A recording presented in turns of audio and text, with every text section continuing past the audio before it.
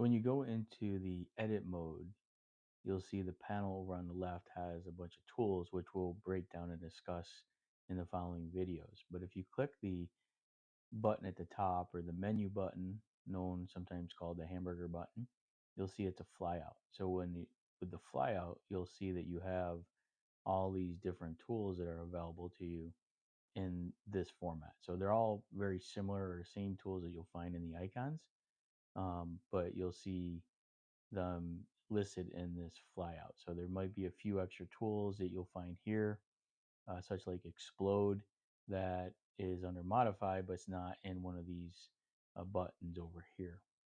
Under tools, you'll find, entity grouping, selection filter, some other tools that will be available to you. So you always have the menu where you can find additional tools that aren't going to be shown on this toolbar over here.